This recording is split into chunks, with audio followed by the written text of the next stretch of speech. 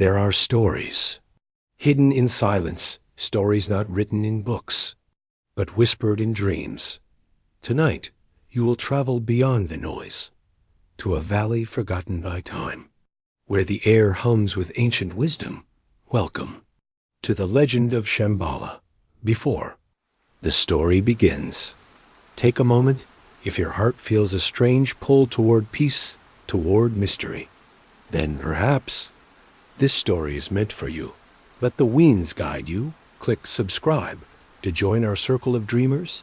And in the comments, tell us, have you ever felt a place calling you in your sleep? We read every word. We're listening.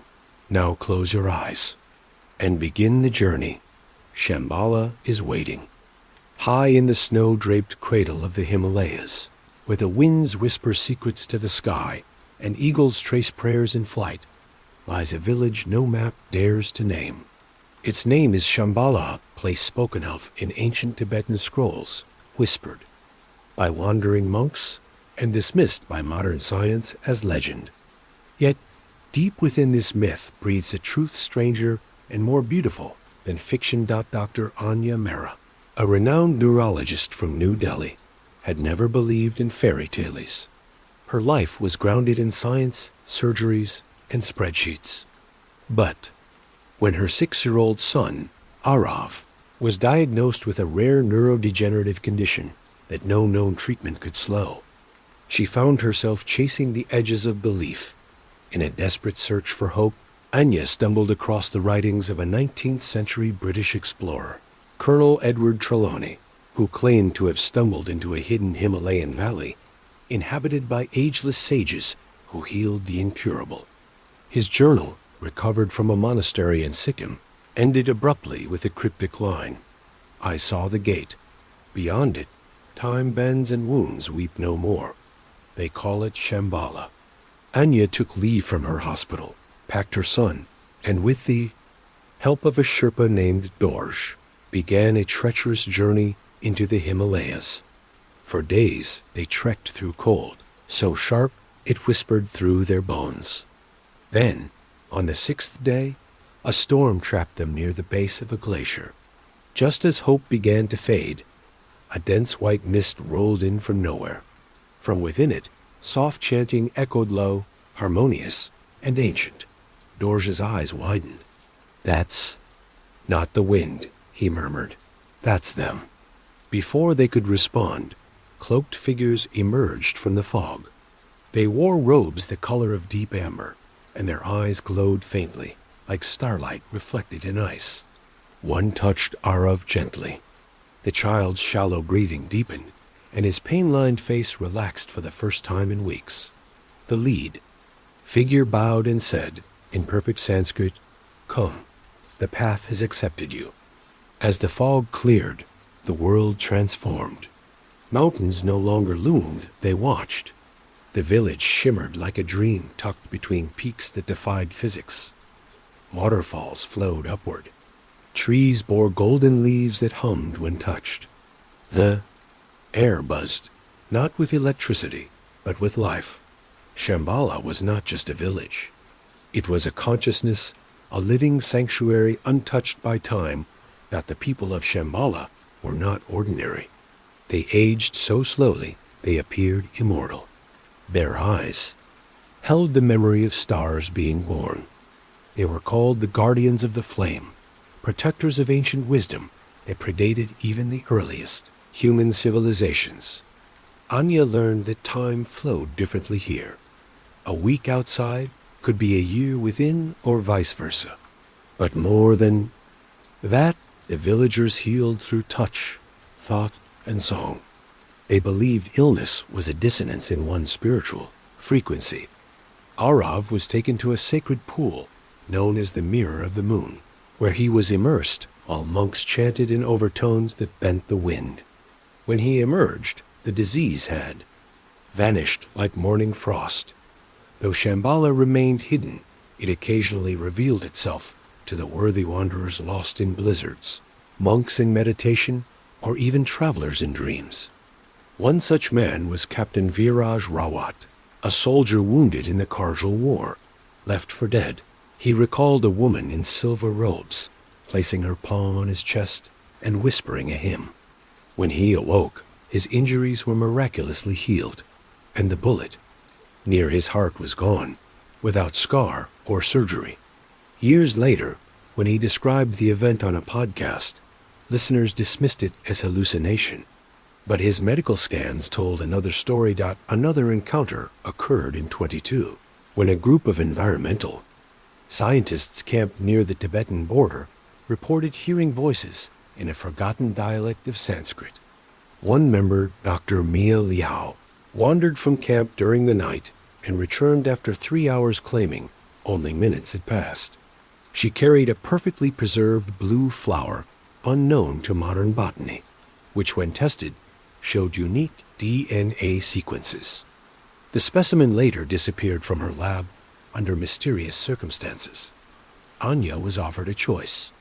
She could remain in Shambhala, where time would barely touch her and her son would live a life of harmony and health. Or she could return with memory altered, carrying only the piece of a forgotten dream. But she refused forgetfulness. The world needs to believe. Let me remember. The elders consulted the eye of Vajra, a crystal that pulsed with consciousness. After days of meditation, they agreed. Anya and Arav were marked with the sigil of the wind, a symbol only visible under starlight, protecting them from disease and guiding them if ever they were lost. They returned, and though Anya tried to share her tale, it was treated as myth. Still, she founded a healing center in the foothills of the Himalayas, where miraculous recoveries became frequent. Patients often reported dreaming of golden-robed monks and singing forests. To this day, mountaineers and mystics speak of strange lights in the higher passes, of monks appearing in the middle of storms, of time bending and wounds vanishing.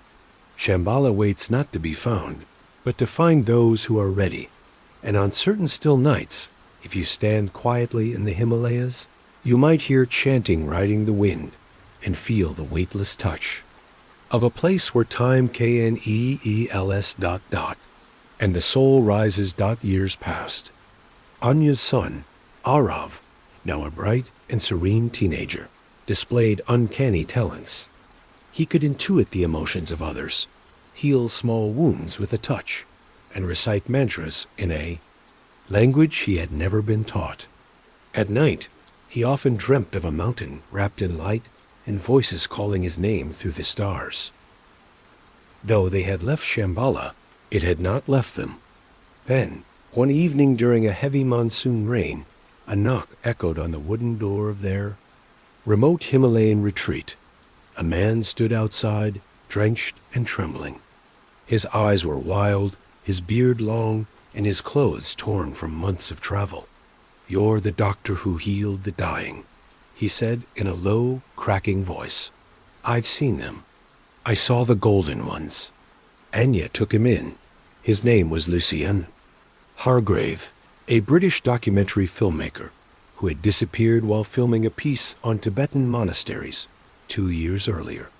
The world had presumed him dead. He now claimed to have spent only 10 days wandering after a fall in the mountains. Yet he had aged visibly, his hair streaked with silver. Lucien described a place shimmering beyond a waterfall, where monks floated above the ground, and a tree bore fruits that healed blindness. He had tried to film them, but each time his camera recorded only white light. "They told me I was not ready," he whispered, "but they let me leave with a message. The gate is weakening. The world is tilting. Shambhala must open once more." Not long after Lucien's arrival, strange phenomena began to ripple across. The region. Animals, long thought extinct snow leopards, Himalayan quail, even golden langurs appeared near villages. Children in nearby towns began speaking unfamiliar ancient words in their sleep. A Buddhist monk in Dharamshala awoke from a 10-day meditation with his eyes glowing white, proclaiming, "The flame of Shambhala must be carried forth." Global. Scientists took notice when seismographs near the Tibetan plateau began picking up rhythmic pulses, like a heartbeat within the earth. But the epicenter was unreachable, buried beneath a mountain range no expedition could penetrate. Meanwhile, Anya began having dreams, vivid visions of a black-robed figure approaching the gates of Shambhala, carrying a torch made of shadow. The elders' voices echoed, "The balance is threatened. When darkness seeks the flame, the bearer must return." Then Arav fell into a deep, unshakable sleep. In his sleep, Arav journeyed beyond the physical. In his vision, he stood once again, within Shambhala, though it was dimmer, as if a veil of smoke covered the valley. He saw the great tree of illumination, its branches wilting. He saw monks meditating in circles of light, under siege by a shadowy presence. And he saw her, a young girl in black robes, eyes sad but burning with power. She called herself Saya, once a child of Shambhala, born centuries ago, but exiled when she tried to use the flame to control rather than heal. For decades, she wandered the mortal world, amassing knowledge and power, seeking a way back. And now she had found it. "I do not wish to destroy," she whispered to Arav. "I wish to awaken. But to awaken, the world must break." When Arav awoke, his voice echoed with calm urgency. "We must return. The gate is open." Anya, Lucian, and a small group, including a former monk, a physicist, and a healer, followed Arav on a second pilgrimage into the high Himalayas. But this time, the path was not hidden, it called to them. The weather parted. Landslides paused. Time shimmered at the edge of a frozen cliff. The gate of Shambhala pulsed in the air like a mirage, its frame carved from wind and starlight, its archway guarded by the twin statues of wisdom and compassion. They stepped through. But Shambhala was changed. The valley was dim, its energy waning. The Meera pool had dried to a mist. The chants were slower, heavier. The villagers looked upon Arav and spoke in unison. "You carry the flame now. You must choose." Arav was led to the Sanctum of Echoes, a vast underground chamber where the ancient flame and eternal light passed from guardian to guardian, glowed with diminished strength. The elders revealed the truth. The world outside was tipping into chaos. Environmental collapse, spiritual disconnection, greed. The darkness fed Saya's return. The flame of Shambhala could restore balance, but only if a soul pure enough could carry it into the world, risking their own being. Arav stepped forward. "I will be the bridge." The ritual began. The flame rose, not as fire, but as song in memory and starlight, wrapping Arav in gold. His body lifted from the ground, his eyes closed. His heartbeat echoed across mountains. And then silence. When Arav opened his eyes again, he was transformed. Not older, not godlike, but awakened. He held within him the full frequency of Shambhala, the flame that healed, the wisdom of the ancients, and a deep knowing that the world must change not through force, but through light. Today, Arav walks the earth, not as a prophet, not as a king, but as a flame keeper, a child who smiles at the dying and offers peace to the forgotten. He appears in hospitals where hope has faded, in refugee camps, in broken lands. He doesn't preach. He sings, and those who hear it awaken. No one knows where he goes. Some say he travels with a woman of light and a shadow figure who has found redemption. Some say he returns to Shambhala each solstice, keeping the balance. And somewhere, hidden, in cloud and snow, the gate still waits for those who are ready not to find Shambhala, the hidden valley, where the stars speak in silence, and time forgets to pass. In the years after the flame was awakened within young Arav, Shambhala grew quieter, not because it was fading, but because it had begun listening. The great tree of illumination slowly bloomed once again. its leaves glowing like fireflies suspended in honeyed air. The villagers chanted softer now, not to protect the valley, but to soothe the world beyond it. The wind through the stone arches hummed with lullabies, ancient songs older than language, drifting like incense over the peaks. Arav often walked these hills barefoot. He no longer needed to speak often.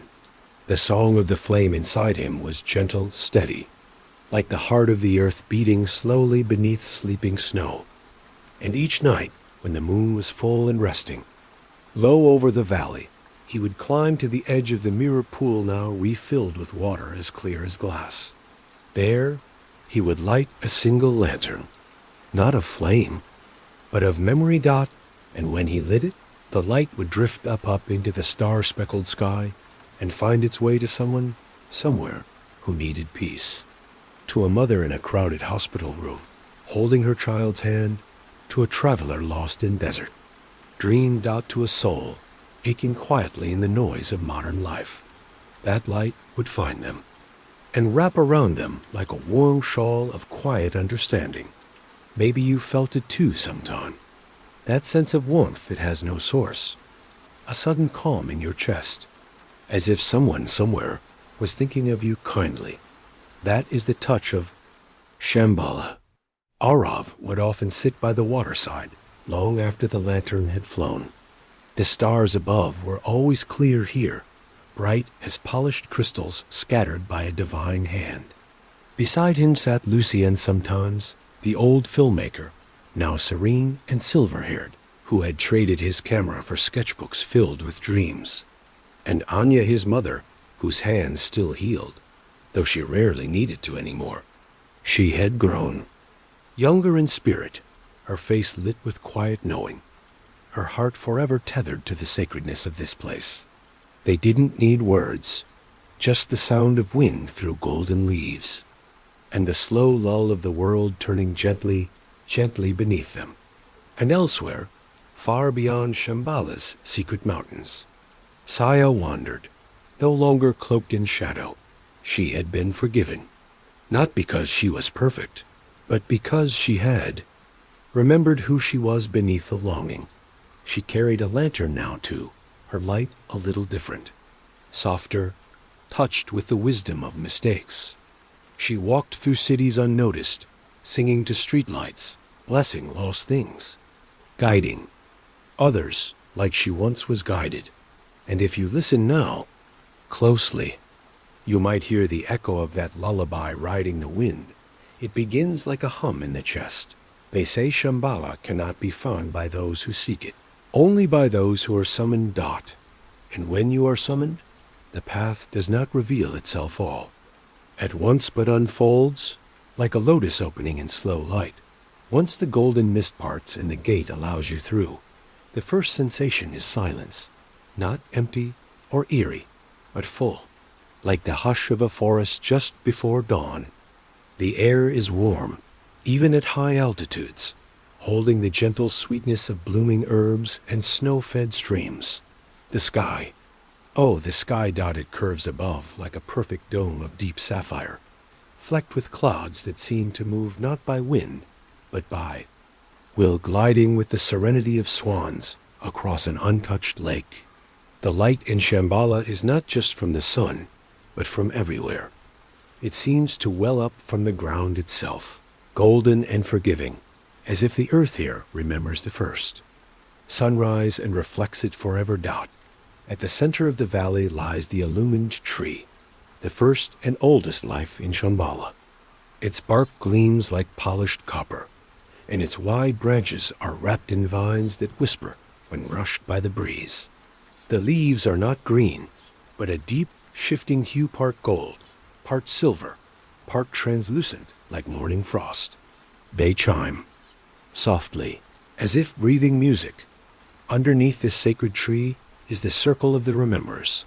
Here sit the ancient ones, those who have lived for hundreds, perhaps thousands of years, their faces untouched by time, but marked by depth. They do not speak unless spoken to, and when they do, their words are few, but every syllable feels like it echoes through your very bones.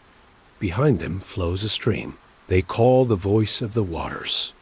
Its current sings, a song not made of words, but of memory. If you cup your hands and drink, you do not simply taste cold. Pure water, you remember something you had long forgotten. A childhood moment, a face, a feeling of peace lost in the noise of life. It brings clarity not to the mind, but to the soul. Farther along the northern ridge is a garden called the Sanctuary of Echoes. No one plants here, yet everything grows. Lavender blue flowers, soft mosses, trees with wide shading canopies that hum gently when you rest beneath them. Many visitors come here first, without realizing why. Some say the plants read your body's frequencies, adjusting scent and color to match what your spirit needs. And those who sit long enough often fall into a dreaming sleep, waking with tears on their cheeks, never sure whether they wept from sorrow or joy. To the east, carved into the white stone of the mountainside, are the chambers of the silent saints. You will not see them, they do not speak, but sometimes you will feel them pass near you like a gust of warm air carrying incense. These saints are not figures of power, but of presence. They tend to the balance of the valley and of the earth itself. Some believe they meditate not for their own enlightenment, but to keep storms from rising and forests from burning in the world outside. When Arav walked Shambhala in the days after receiving the flame, he would visit each of these places with reverence, like a student among the stars. But there was one place that even he approached with stillness in his breath. Hidden behind a curtain of living vines, deep within a cavern of glowing crystal, lies a room untouched by time. It holds no treasure, no scripture, no monument, only a pool, still and mirror-like, no ripples, no reflection. When you gaze into it, you do not see yourself. You see a moment, one moment in your life that shaped you, but which you had never truly seen until now. Some see when they first felt unloved. Others when they first gave love freely. Some see pain. Some see a kindness they had forgotten. But all who enter leave quieter, lighter, as if a weight they didn't know they carried has finally been set down. Arav spent many nights beside that pool. Sometimes he would see not just his own moments, but those of other strangers across the world, caught in despair or courage or awakening. He would close his eyes and send them light, not to change their path, but to remind them they weren't alone. And yet, Shambhala is not merely a place of peace. It is a place of becoming. In the valley's western cliffs lies a narrow path, carved along a sheer drop, leading to a summit no one reaches unless called. That summit is known only as the edge of the flame. It is where those ready to awaken fully must go, to let go, to burn away all illusion. Some never return, some return changed, and some return shining. But no one is ever forced. Shambhala does not ask for sacrifice, only sincerity. Evenings in Shambhala are sacred. When twilight spills across the sky like ink and fire, the valley glows. The trees sing in low tones. The monks chant in harmonies that seem to melt the stars into the sky. Lanterns float down the river, each one carrying a silent wish of healing, of reunion, of peace. Sometimes those wishes drift beyond the mountains and into our world. And maybe, if your heart is still enough, if your breath is soft and slow, you might feel one passing by, like a brush of warmth on your cheek. A whisper that says, "You are not forgotten. You are part of this too. Come home when you are ready." In a city that never truly slept, where lights hummed and horns cried into the night, there lived a woman named Meera. She was not famous. She was not broken. She was simply tired. Tired in the way a tree might feel when it has grown too long without rain. Her body moved through the world, through crowded trains and glowing screens, but her heart, was curled somewhere deep inside, quiet as a forgotten bird. Each night, Meera would lay in bed with her eyes open, listening not to the silence but to the buzz of electricity in the walls, the dull ache of unanswered questions inside her chest. But then, one evening, something changed. A strange breeze slipped through her apartment, window cool and sweet, though the night outside was hot, and in the air was a scent she could not name. Not perfume, not incense. It smelled like peace. She closed her eyes, and she dreamed. In her dream, she was walking, barefoot, not on pavement or carpet, but on soft grass kissed with dew. She did not know where she was, but she did not feel lost. Around her rose mountains glowing silver beneath a sky more vast than anything she had ever known. And then, a voice, not a man's, not a woman's, a voice like her own thoughts, except wiser, deeper, wrapped in kindness. It whispered, "You are being remembered." She turned and saw a boy no older than 12 sitting by a clear stream. His eyes were luminous, not with brightness, but with knowing. He smiled, and the sound of the stream became music. She knelt beside him, and without words, he took her hand and placed it over her heart. And Meera wept, not from sadness, but from relief, as if someone had finally knocked on the door of a room she'd been trapped inside for years, and said, "It's time to come out now." When she woke, the tears were still on her cheeks. From that day on, the world looked slightly different. The trees seemed greener, though it was the middle of autumn. Strangers on the street began meeting her eyes for just a moment, longer than usual, as if they recognized something. Her dreams deepened, and sometimes, when she closed her eyes at work or on the subway, she would hear a distant sound, a chime, a stream, a single note humming like a promise. She began to paint again, not for galleries or money, just colors, shapes, symbols that meant nothing and everything. One evening, she painted a tree she had never seen, tall and copper-colored, with silver leaves that glowed like glass.